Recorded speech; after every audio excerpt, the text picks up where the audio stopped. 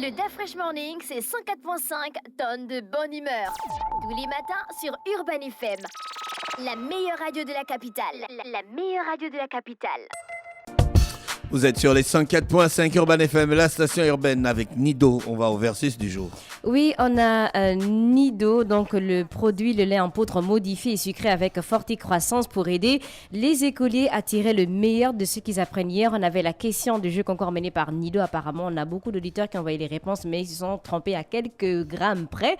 Donc, la question, c'était quels sont les formats de boîte de Nido. On a le format 400 grammes, 800 grammes, 1800 grammes et 2500 grammes. Donc, on a beaucoup d'auditeurs qui disaient à chaque fois 900 grammes. Non, c'était pas 900 grammes, c'était 800 grammes. Donc, 400 grammes, 800 grammes, 1800 grammes et 2500 grammes. Donc, on va déjà donner la question du jour. Chers auditeurs des 104.5, à partir de quel âge peut-on consommer du lait Nido?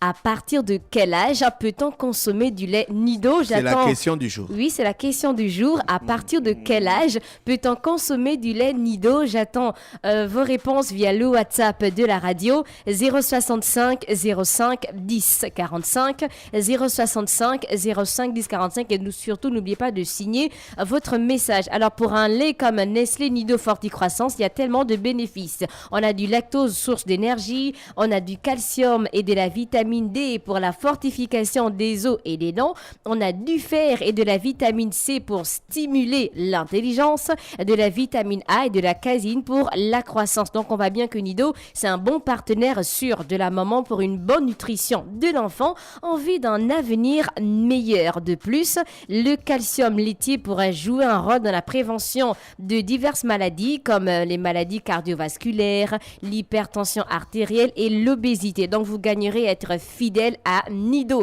Mais Nido, ce n'est pas que pour les enfants. À un certain âge, par exemple, les adultes doivent consommer du Nido pour un renforcement du fer dans le corps, donc du calcium que l'on retrouve où? Dans le Nido. Je réitère la question du jeu concours. À partir de quel âge peut-on consommer du lait Nido? Comme Dafresh l'a dit, aujourd'hui, je dois avoir exactement 23 gagnants. Alors, j'attends vos réponses via le WhatsApp de la radio. On rentre dans le versus du jour, un versus qu'on m'avait proposé ici, Jacques compatriote. On a le versus des deux palais présidentiels les plus grands du monde. Tu penses à quel palais présidentiel?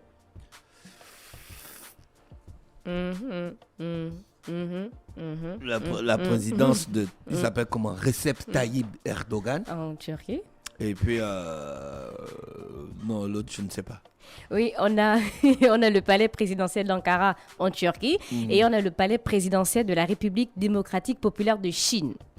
Ah, c'est Xi Jinping. Oui, directement. Donc, pour la superficie, quand tu parles en termes de superficie, tu vois quelle superficie? Nous là, c'est quelle superficie? Le palais présidentiel d'Ankara couvre une superficie de combien, d'après toi, mètres carrés?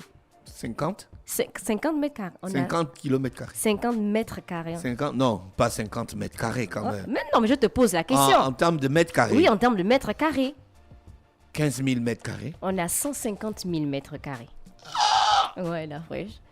On va essayer un peu d'imaginer ce qu'on peut faire. 150 000 oui, mètres on a carrés. 150 000 mètres carrés. Non, mais c'est ça que je voulais dire, 15 000 kilomètres carrés. Il voulait dire 15 km.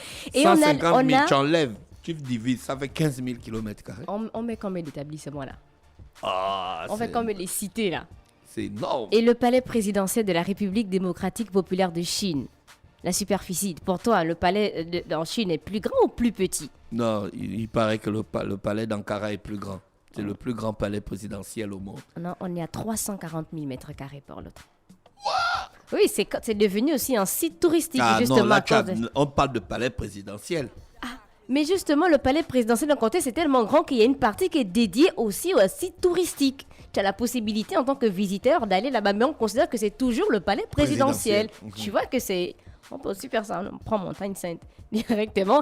Et pour l'histoire, donc le palais présidentiel d'Ankara a été construit en 1938, tandis que le palais présidentiel de la République démocratique populaire de Chine a été construit en 1959, mais agrandi de manière significative en 2014, d'où on a mis aussi le côté touristique. Après, on a un certain un style architectural. Est-ce qu'il y a un palais présidentiel dont tu as apprécié, par exemple, le design, on va dire quoi, le style architectural? La Maison Blanche. Ah, c'est même un faux truc d'Afresh.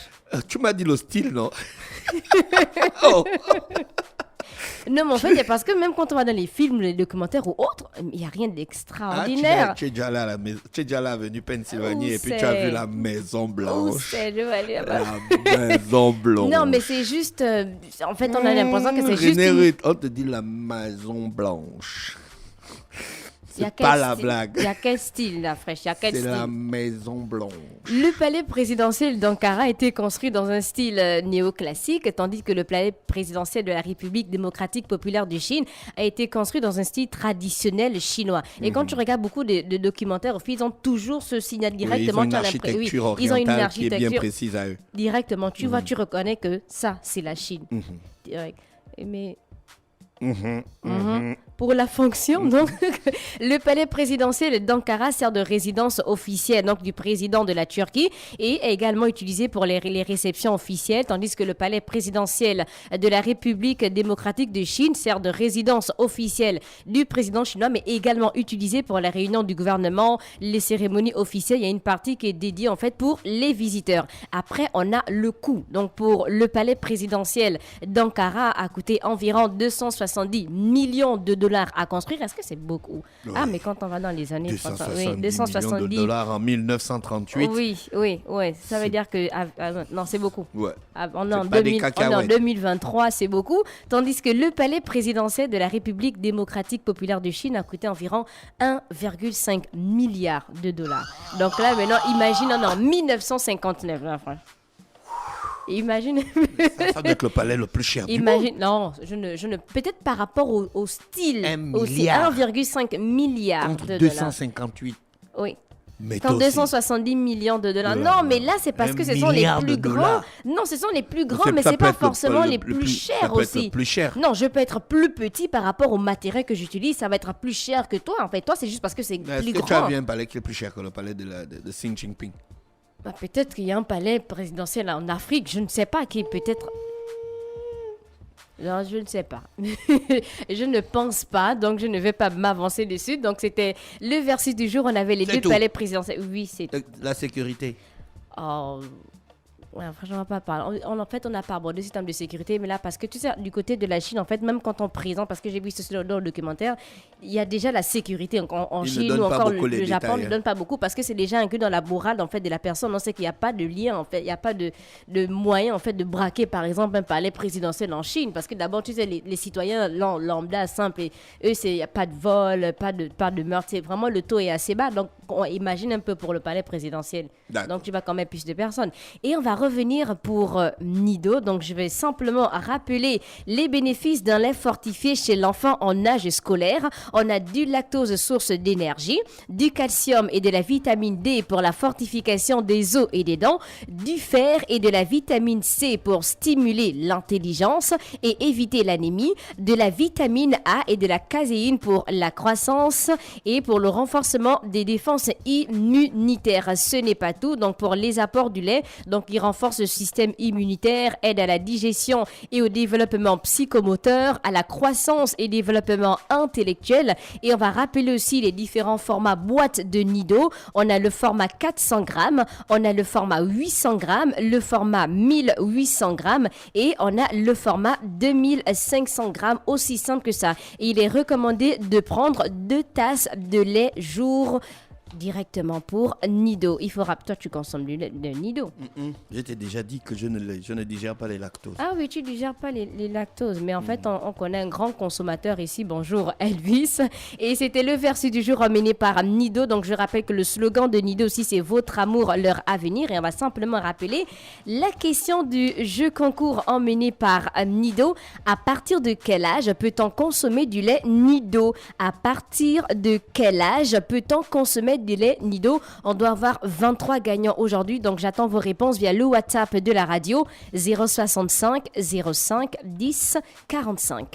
Merci René Ruth avec nous ce matin sur les 104.5 Urban FM, la station urbaine. Chère maman. Le Da Fresh Morning, c'est 104.5 tonnes de bonne humeur. Tous les matins sur Urban FM. La meilleure radio de la capitale. La meilleure radio de la capitale.